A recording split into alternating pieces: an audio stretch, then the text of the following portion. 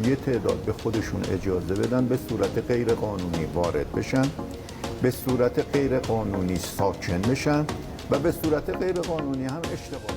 حضور مهاجران افغان در ایران مدتی است که به موضوع پرمناقشه تبدیل شده و در این میان اخبار و اطلاعات گمراه کننده درباره این موضوع حتی در برخی رسانه‌های رسمی ایران منتشر می شود که نیازمند راستی آزمایی و رجوع به منابع معتبر است. در این گزارش به برخی از شاخص‌های مهم مرتبط از جمله جمعیت مهاجران افغان در ایران با استناد به معتبرترین منابع موجود در قالب 8 نمودار بررسی و ارائه شده است.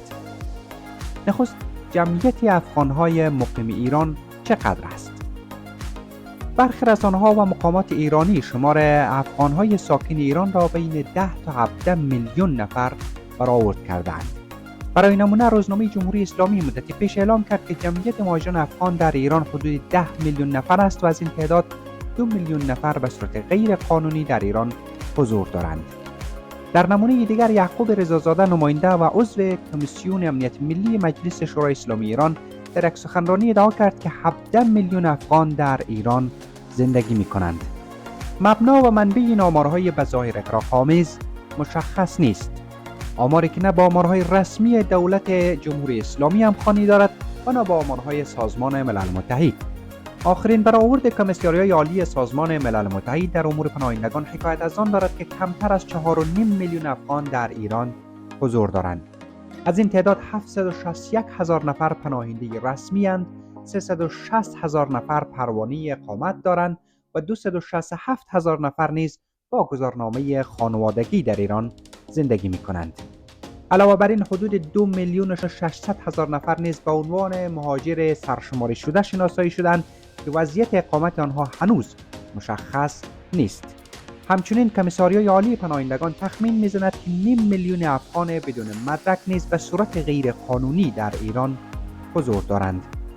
سازمان ملی مهاجرت وزارت کشور ایران نیز آمار مشابهی در این باره دارد. به گفته بهزاد مرادپور معاون این سازمان، وزارت کشور ایران آمار 4,100,000 مهاجر افغان را احصا کرده و برآورد رسمی این است که بین 500 تا 700,000 نفر نیز به صورت غیر قانونی در ایران حضور داشته باشند. مهاجران افغان در چه مناطق حضور دارند؟ اقامت شهروندان افغانستان در 16 استان ایران به طور کامل ممنوع اعلام شده است. آذربایجان شرقی، آذربایجان غربی، اردبیل، زنجان، کردستان، کرمانشاه، ایلام، لرستان، چهارمحل و بختیاری، کهگلویه و بویراحمد، گیلان، مازندران، سیستان و بلوچستان، هرمزگان و همدان. در 12 استان دیگر نیز مهاجران افغان اجازه اقامت محدود در شهرهای مشخصی از این استانها را دارند: اصفهان، بوشهر، خراسان جنوبی، خراسان رضوی، خوزستان، سمنان، فارس، قزوین، کرمان، گلستان مرکزی و یزد. ایران رکورددار پذیرش پناهجویان در جهان. هرچند مخالفان حضور مهاجران افغان در ایران میگویند برآوردهای 4 تا 5 میلیون نفری از جمعیت مهاجران افغان بسیار کم است، این عدد در مقیاس جمعیت پناهجویان در دنیا عدد بزرگ است. بر اساس آخرین آمار کمیساریای عالی پناهندگان در سال 2024 میلادی، حتی بدون احتساب مهاجران فاقد مدارک قانونی، ایران با رکورد 3,764,517 پناهجو شناسایی شده که در صدر کشورهای میزبان پناهجویان قرار دارد. بر اساس آخرین برآورد کمیساریای عالی پناهندگان سازمان ملل متحد که اواسط سال 2024 میلادی بروز شده، جمعیت کل پناهجویان در دنیا 31,956,584 نفر تخمین زده شده است. از این تعداد 3,766,517 میلیون نفر آنها در ایران شناسایی شدند و با این حساب ایران بدون احتساب مهاجران فاقد مدارک قانونی و تنهایی میزبان 12% کل پناهجویان در سراسر جهان است. جمعیت دانش آموزان، دانشجویان و طلاب افغان در ایران. مقام‌های وزارت کشور و وزارت آموزش و پرورش جمهوری اسلامی میگویند بین 600 تا 700 هزار دانش آموز افغان در مدارس ایران تحصیل می‌کنند. این رقم حدود 4% کل جمعیت دانش آموزان در ایران را تشکیل می‌دهد. اگر جمعیت افغان‌های مقیم ایران را 5 میلیون نفر فرض کنیم، از هر 8 نفر آنها 1 نفرشان دانش آموز می باشد.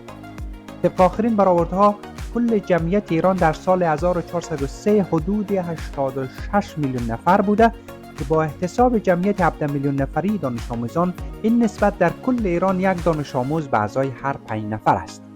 بر اساس آخرین آمار موجود دانشجویان افغان در ایران بعد از دانشجویان عراقی دومین گروه بزرگ دانشجویان خارجی به حساب می آیند. بر اساس آمارهای مؤسسه پژوهش و برنامه‌ریزی آموزش عالی ایران در سال 1400 کمی بیش از 9000 نفر دانشجوی افغان در دانشگاه‌های ایران مشغول تحصیل بودند. هیچ آمار رسمی از جمعیت طلبه‌های افغان که در مدارس و حوزه‌های علمیه در ایران درس می‌خوانند در دست نیست. اما با گفته رئیس سازمان ملی مهاجرت وزارت کشور ایران حدود 30,000 طلبه افغان در ایران حضور دارند که 20,000 نفر آنها در قم و 10,000 نفر آنها در سایر حوزه‌های علمیه مشغول تحصیل هستند. زاد و ولد ایرانیان و مهاجران. در رسانه‌ها و شبکه‌های اجتماعی گزارش‌های زیادی از آمارهای بالای زاد و ولد مهاجران افغان منتشر می‌شود. سازمان ثبت احوال و مرکز آمار ایران هیچ آمار دقیق تولدها و تفکیک تابعیت را منتشر نمی‌کنند، اما آمارهایی هست که می‌توان با استناد به آنها گفت که میزان باروری و میزان زاد و ولد در مهاجران مقیم ایران بیشتر از شهروندان ایران است. اما آمارهایی هست که میتوان با استناد به آنها گفت که میزان باروری و میزان زاد و ولد در مهاجران مقیم ایران بیشتر از شهروندان ایران است. بر اساس آخرین آمار موجود در سایت مرکز آمار ایران در سال 1400 میزان باروری در میان اتباع ایرانی 1.65 فرزند به ازای هر زن و برای کل افراد مقیم ایران شامل مهاجران 1.74 فرزند به ازای هر زن محاسبه شده است. گروه دادکاوی رادیو فردا در این گزارش فرض را بر این گرفته است که جمعیت زنان افغان در سن باروری حدود 5% کل جمعیت زنان 15 تا 45 ساله باشد. در این صورت نرخ باروری برای مهاجران افغان حدود 3.45 فرزند به ازای هر زن محاسبه می شود. به عبارتی می توان گفت میزان باروری در میان مهاجران افغان بیش از 2 برابر زنان ایرانی است. سرمایه گذاری افغان ها در ایران. اطلاعات و آمار قابل استنادی از میزان فعالیت اقتصادی مهاجران افغان در ایران در دست نیست. بر اساس آخرین آمار رسمی در سال 1396 وزارت کار، تعاون و رفاه ایران تعداد کل شاغلان خارجی در ایران را کمتر از 540,000 نفر برآورد کرده بود. اما این آمار قدیمی است و به دلیل تغییرات جمعیتی قابل استناد نمی باشد.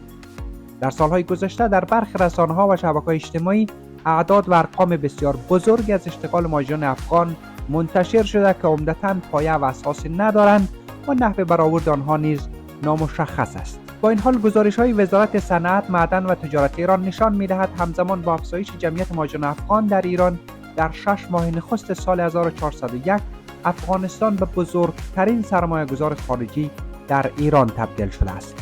در این دوره زمانی و بنا به اعلام وزارت صنعت ایران، افغانستان با 149.8 میلیون دلار سرمایه‌گذاری، چین با 75.8 میلیون دلار، ترکیه با 44.8 میلیون دلار، هند با 33.8 میلیون دلار و امارات با 20.9 میلیون دلار بزرگترین سرمایه‌گذاران خارجی در ایران بودند.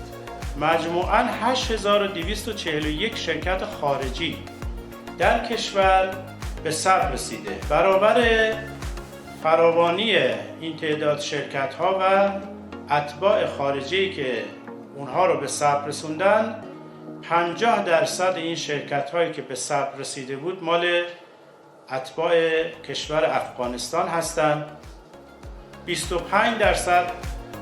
اتباع کشور عراق هستند و 25% باقی مانده متعلق به اتباع کشورهای کویت، پاکستان، چین، عربستان، بحرین، هندوستان و ترکیه است.